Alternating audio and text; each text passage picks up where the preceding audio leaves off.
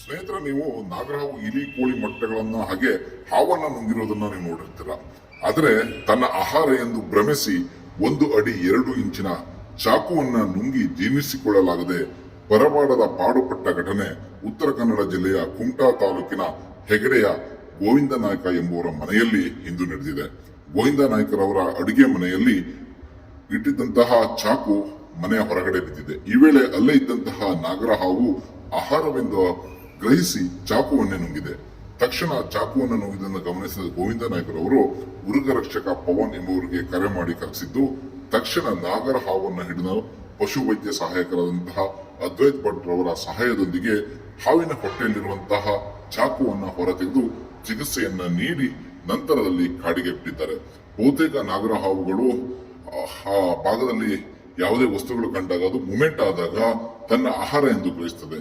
ಹೀಗೆ ಈ ಚಾಕುವನ್ನು ಕೂಡ ಆಹಾರವೆಂದು ಗ್ರಹಿಸಿ ನುಂಗಿರೋದನ್ನ ಕಾಣಬಹುದಾಗಿದೆ. ಒಟ್ಟಿನಲ್ಲಿ ನಾಗರಹಾವು ನೀರನ್ನ ಕುಡಿಯುವಂತಹ ವಿಶೇಷವಾದ ಇದನ್ನು ನಾವು ಕೂಡ ನೋಡಿದ್ವಿ. ಹಲವು ನಾಗರಹಾವನ್ನ ಕಪ್ಪೆಗಳು ನುಂಗಿದ್ದನ್ನ ನಾವು ನೋಡಿದ್ವಿ. ಆದರೆ ಒಂದು ನಿರುಪಯುಕ್ತ ವಸ್ತುವನ್ನು ಕೂಡ ಗ್ರಹಿಸುವಂತಹ ಸಾಮರ್ಥ್ಯ ಕಳೆದುಕೊಂಡು ಚಾಕುವನ್ನೇ ನುಂಗಿದಂತಹ ಈ ನಿರ್ಲಕ್ಷ್ಯ ಘಟನೆ ಕುಮಟಾದಲ್ಲಿ ವರದಿಯಾಗಿದೆ.